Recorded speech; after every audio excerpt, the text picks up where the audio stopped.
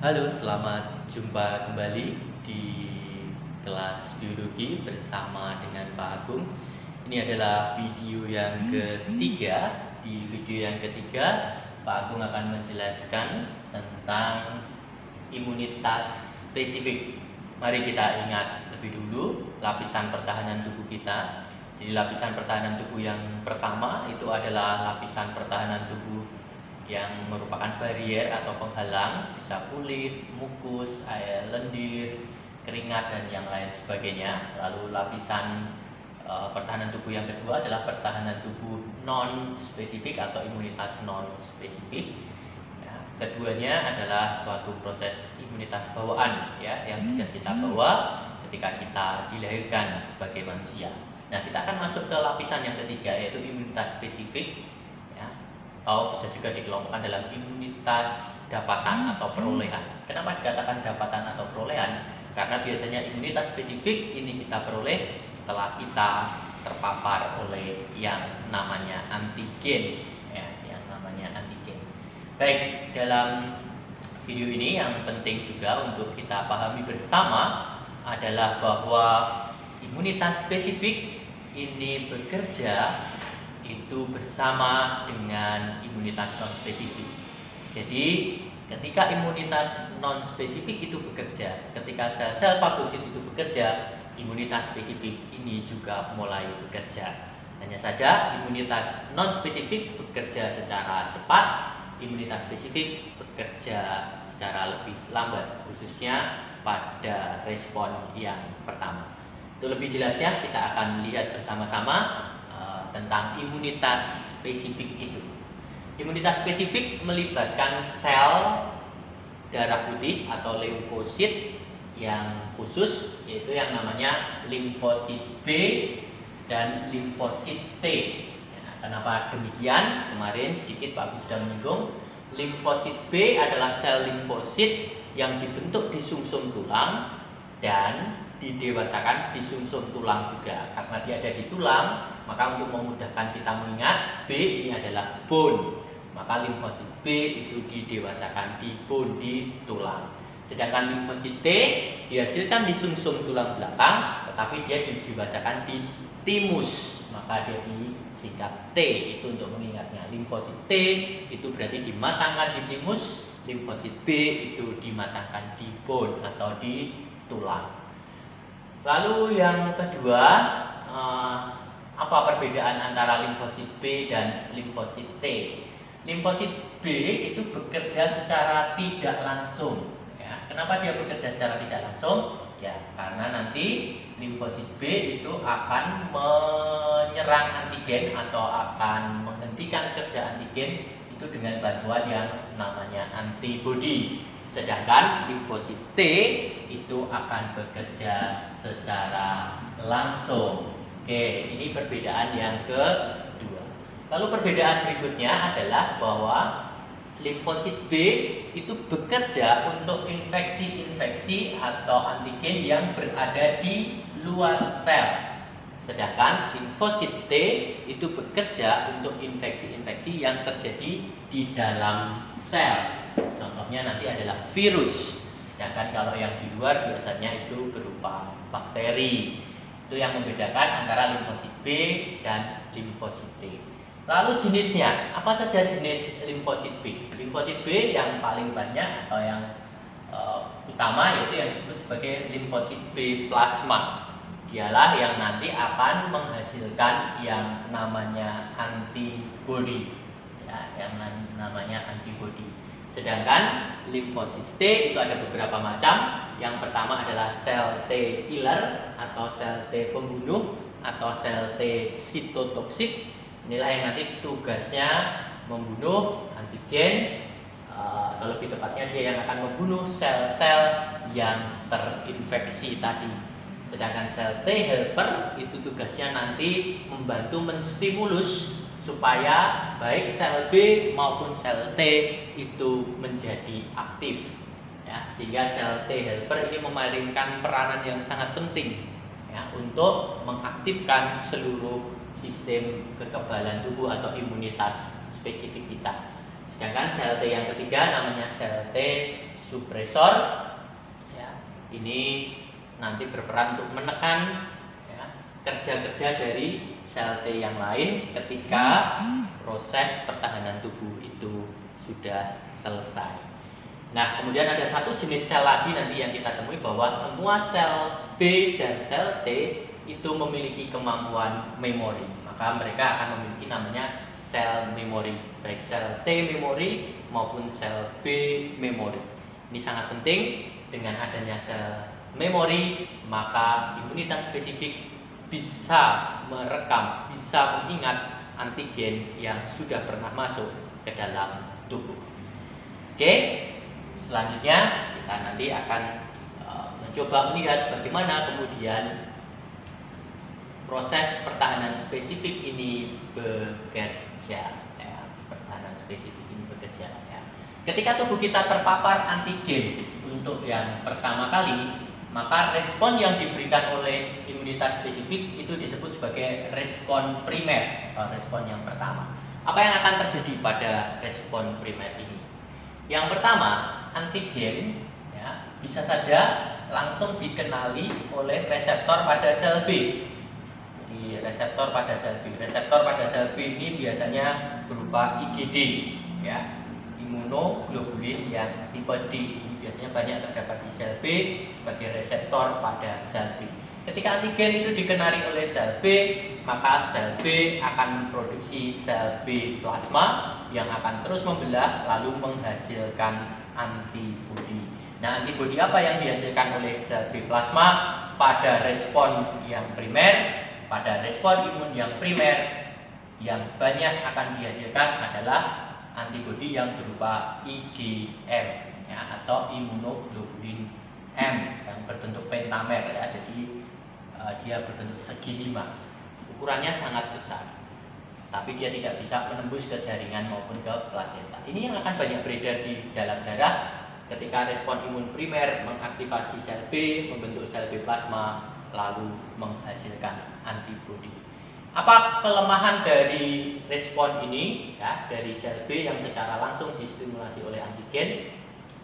Kelemahannya adalah bahwa sel B yang distimulasi langsung oleh antigen itu tidak menghasilkan sel B memori, sehingga dia hanya bekerja sesaat ketika antigen itu datang. Itu kelemahannya ya.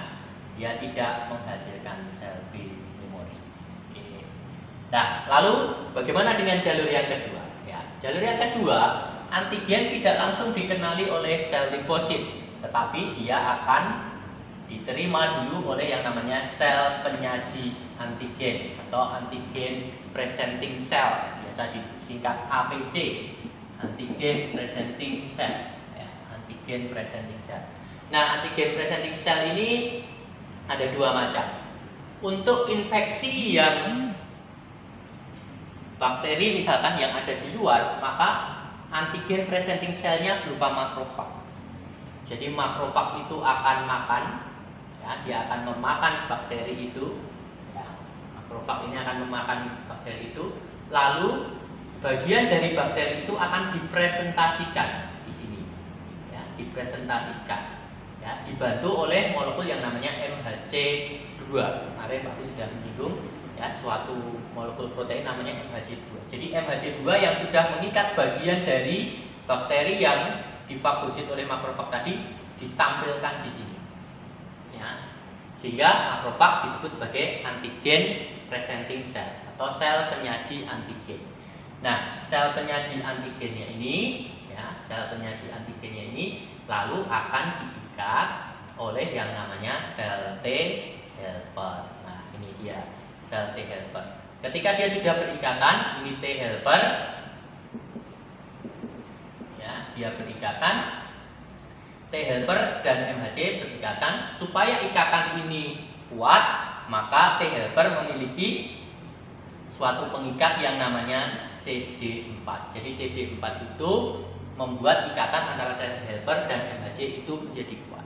Nah, ketika T helper itu berikatan dengan MHC2, maka T helper itu bisa menstimulus ya, sel B untuk menghasilkan sel B plasma, untuk menghasilkan sel memori, lalu sel B plasmanya menghasilkan antibodi sekaligus menghasilkan sel B memori. Begitu juga sel T helper bisa menstimulus untuk mengaktifkan sel T killer untuk membunuh sel yang mengalami infeksi, juga bisa mengaktifkannya untuk membentuk sel T killer memori. Jadi sel T helper ini memiliki peran sangat penting. Ketika sel penyaji sudah dikenali oleh sel T helper, maka seluruh sistem imunitas itu akan menjadi aktif. Nah, permasalahannya ketika ada virus namanya HIV, dia itu menyerang ini CD4. Kalau CD4-nya rusak, maka APC penyaji antigen ini nggak bisa berikatan dengan T helper.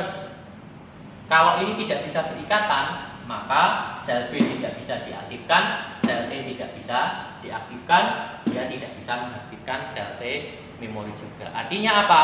Tubuh akan sangat rentan terhadap serangan-serangan mikroorganisme yang lain karena tubuh tidak punya memori untuk mengingat siapa saja antigen yang pernah masuk. Itu kenapa HIV itu menurunkan sistem kekebalan tubuh kita.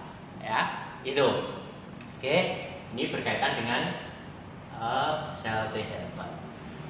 Nah, lalu kalau sel yang terinfeksi itu ada di dalam, atau yang menginfeksi itu ada di dalam misalkan virus, maka yang menjadi APC itu adalah sel yang terinfeksi itu sendiri. Nah, jadi kalau misalkan sel kita terinfeksi virus, maka sel yang terinfeksi virus itu selain dia mengeluarkan interferon kemarin untuk menginformasikan kepada sel-sel yang lain bahwa sedang terjadi infeksi, dia juga berperan sebagai antigen presenting cell atau penyaji antigen. Jadi ini sama. Jadi sel penyajinya dia sel yang terinfeksi, dia akan mempresentasikan tadi, misalkan ini virus, dia akan dipresentasikan di sini, dimunculkan di sini. Tetapi bedanya kalau makrofag tadi dibantu oleh MHC2, kalau sel penyaji yang berupa sel yang terinfeksi itu MHC-nya namanya MHC tipe 1. Kalau MHC-nya tipe 1, maka tidak akan dikenali oleh T helper, tetapi akan dikenali oleh yang namanya T killer atau T sitotoksik. T killer akan mengenalinya lalu diikat. Pengikatnya apa? Kalau di sini pengikatnya CD4, di sini pengikatnya namanya CD8. Nah, ketika ini berikatan dengan kuat, maka sel T killer akan menjadi aktif, lalu dia akan melisiskan atau melubangi sel-sel yang terinfeksi itu, sehingga sel yang terinfeksi akan mati.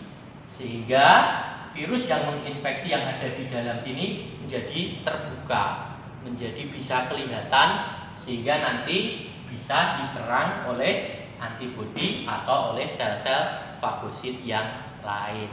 Intinya seperti itu. Jadi sel yang terinfeksi itu kenapa harus pakai mekanisme yang khusus? Karena virusnya ada di dalam sel. Jadi selnya harus dihancurkan dulu, baru penginfeksinya nanti bisa dihancurkan juga. Itu bedanya. T killer akan membentuk T killer memori dan T killer yang aktif. Nah, itu adalah respon primernya. Itu kenapa respon primer itu berlangsung lama, sekitar 7 hari, 10 hari, itu baru pertahanan tubuh kita bisa terbentuk. Itu kenapa orang yang terinfeksi virus corona di hari-hari awal ketika penyakit itu mulai muncul, dia harus diberi pertolongan dulu, dibantu dulu. Supaya apa? Supaya pertahanan tubuh spesifiknya sudah siap. Kalau pertahanan tubuh spesifiknya sudah siap, ketika antigen itu masuk lagi, antigen masuk kedua kalinya, maka dia disebut sebagai respon sekunder. Responnya sekunder, nggak harus lewat jalan yang panjang ini. Karena apa? Karena di dalam tubuh sudah ada T memori, ada T killer memori, ada sel B memori. Ketika antigen masuk lagi, maka dia akan mengaktifkan T memori dan B memori untuk kemudian menghasilkan antibodi dan juga mengaktifkan sel T killer. Sehingga respon sekunder itu akan berlangsung dengan cepat. Nah, pada respon sekunder ini antibodi yang dihasilkan bukan lagi IgM, tetapi nanti yang akan lebih banyak dihasilkan adalah IgG. ya, IgG. Jadi IgG ini banyak dihasilkan pada respon imun sekunder. Selain itu, IgG karena bentuknya kecil, dia bisa menembus plasenta. Jadi bisa diberikan dari ibu ke bayinya yang dikandung. Sehingga IgG ini akan memberi perlindungan kepada si bayi, ya, itu IgG. Aku lanjutkan lagi berkaitan dengan antibodi. Nanti ada antibodi juga yang namanya IgA. IgA itu terdapat di mana? IgA itu banyak terdapat di cairan. Ada di air liur, ada di air mata, ada juga di air susu ibu. Maka bayi yang setelah dilahirkan dia minum air susu ibu, selain dia sudah membawa IgG yang tadi dipindahkan dari ibu ke plasenta bayinya, dia juga akan mendapatkan IgA dari air susu itu. Ya, sehingga bayi itu sebelum sistem kekebalan tubuhnya terbentuk, dia sudah dilindungi dulu oleh IgA dan IgG. Ya.